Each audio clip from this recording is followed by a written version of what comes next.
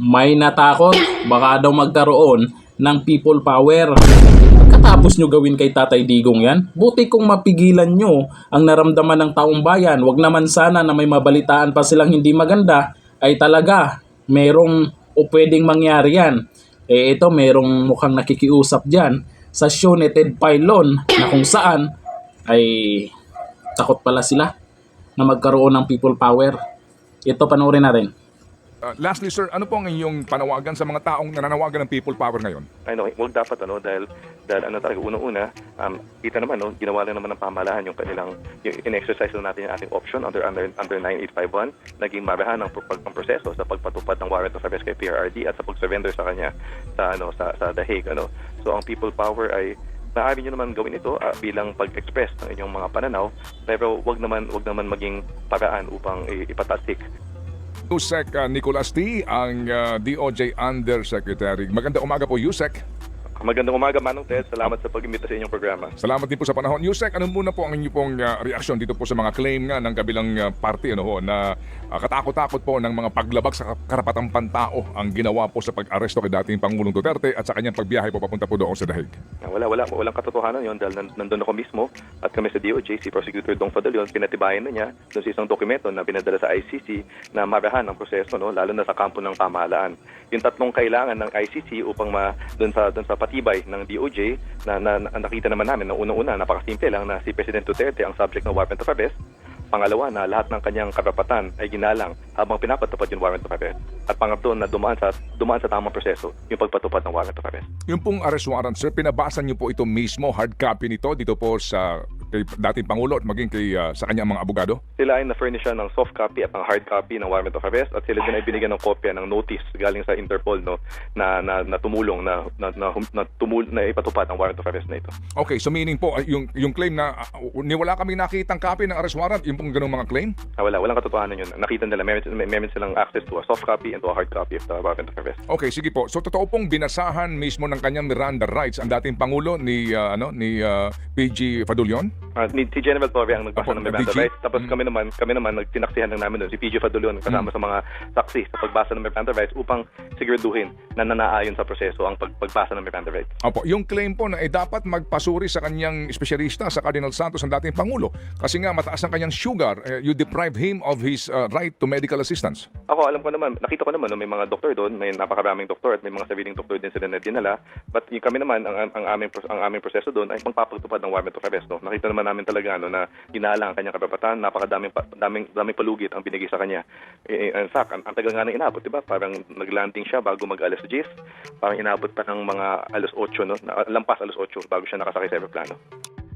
Nung mga oras na iyon, naghain na nga po bago po mag-close ng office hours ang si Senador Bato et al. Dito po para nga sa paghain ng petition for TRO nga sana dito. Nung mga panahong iyon, meron ho ba kayo pang mga agam-agam na baka maglabas ng TRO ang Supreme Court to prevent the government from executing the transfer of the former president? Batid namin na may hinain na petition sa Korte Suprema at alam din namin na may posibilidad na lumabas ng TRO. Ngunit hanggat wala kaming nakikita na certified true copy ng TRO ay tuloy lang yun aming trabaho na ma-deliver, ma-surrender si PRRD sa Daig. Opo, pero di ho ba kasi close of office hours na 5 p.m. na halos And then, opo. Kapag ho ba ganun, meron ba kayong alam na ang Supreme Court naglalabas pa rin po ng TRO on a very important issue kahit natapos ng office hours? Hindi ko po alam kung gaano kabilis. Pero kung naalala natin dati, many years ago, si PGMA, sububok lumabas ng NAIA despite having a lookout bulletin mula a watchlist order mula sa DOJ, nakakuha ng parang TRO galing sa Supreme Court. Pero tinuloy pa rin ng dating Secretary De Lima nung panahon yun. Hindi ko alam kung gaano katagal yung tumakbong panahon bago ma-secure yung TRO nun sa Supreme Court. Okay, sige po. Dito po sa desisyon ng gobyerno para po sa pagbabayahe po ng dating Pangulo papunta po sa Daig. Yung pong legal issues dito na as claim po ng mga abogado po ng kabilang panig na wala nang visa yung ICC na yan, hindi na dapat wala na dapat nating pagkilala diyan sa mga order na yan kasi hindi na tayo miyembro. Ito hong usapin na ito, gaano po kayo kasinsin sa pag-uusap dito sa inyo pong sa DOJ at mga abogado ng gobyerno at ito ho ba ay napag-usapan din mismo with the President? Yung position, yun ano talaga, yun, sinabi talaga nila ng mga abogado ni PRRD na hindi na tayo member ng ICC, kaya dapat hindi tayo mag-govern ng Rome Statute. Kaya nga ang ating basehan upang ipatupad ang warrant of arrest at i-surrender si PRRD sa The Hague ay dalawa, no? Unang-una, nandun yung Interpol, no? Pagiging member natin ng Interpol, kung saan dapat as a matter of courtesy to other member states, dapat ipatupad natin ang mga hiling ng Interpol, no? Kasi ginagawa din naman nila para sa atin yun.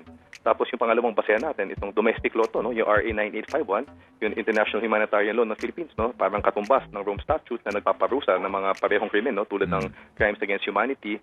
Dito, nakalagay dito na may option ang Pilipinas na iimbestigahin at i-prosecute ang isang akusado for crimes against humanity sa Pilipinas, or ipaubayan na lang ito sa ibang korte. At yun ang naging pasya, ipinaubayan na lang ito sa ICC, kaya dineliver natin, sinurrender natin si PRRD sa ICC. But definitely po, this is at the end, in the end, it's an executive decision talaga ng Presidente. Executive Department naman kami, at kami talagang kita naman, no, sama-sama kami pinatupad itong executive decision na to. Gaano kahirap po yan na inyong deliberasyon?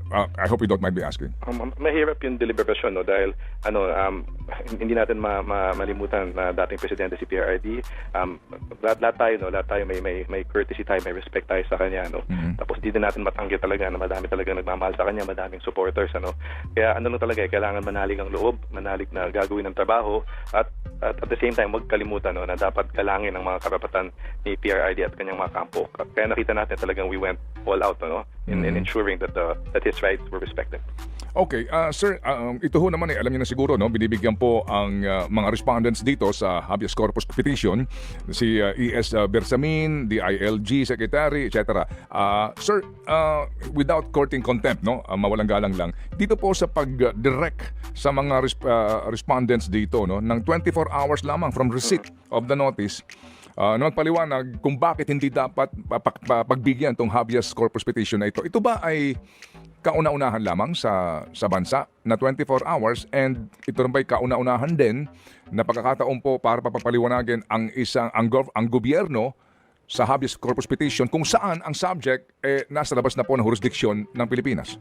Yung 24-hour period sa habeas corpus proceedings to comment, no, 24-hour period to comment, normal yan, ano, madami na ako hinarap na ganyan doon sa mga Chinese pogo workers na humihingi ng habeas corpus sa mga iba-ibang korte. Kami mismo, yung PAOK, hinihingi kami ng comment within 24 hours. So walang bago dyan. Okay. Par for the course, yung paghingi ng komento ng mabilisan sa mga respondents.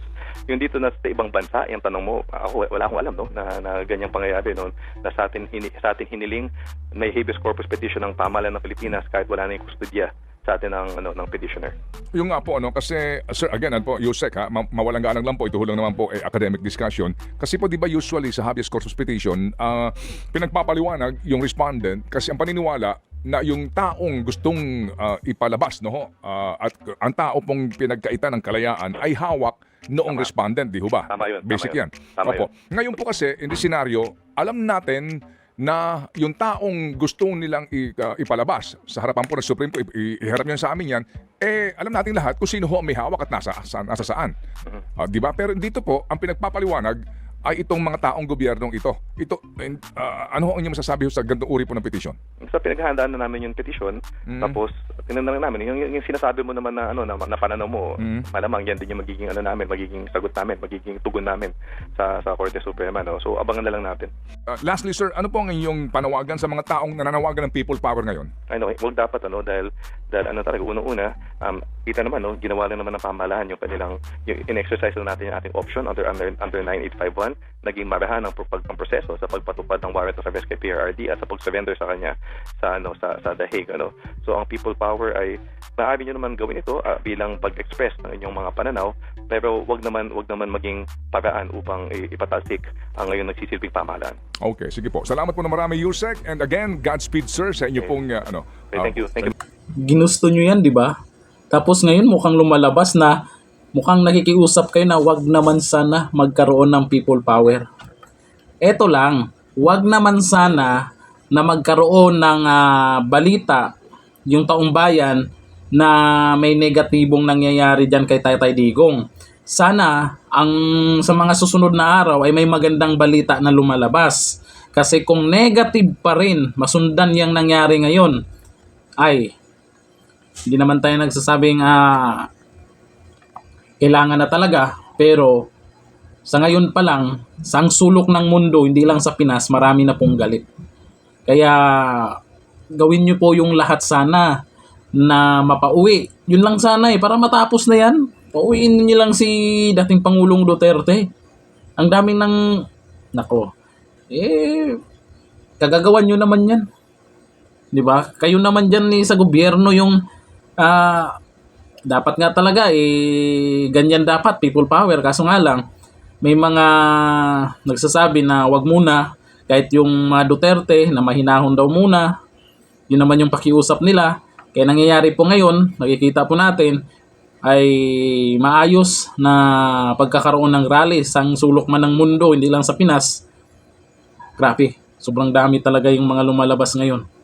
Nagpakita ng suporta. Kaya yung mga kandidato, senatorial candidates sa kabila, kinabahan na. Bakit? Kita nila, alam nila na yung mga lumalabas dyan ay hindi sila susuportahan. Malamang na malamang. Hanggang dito lang, thank you. Bye-bye.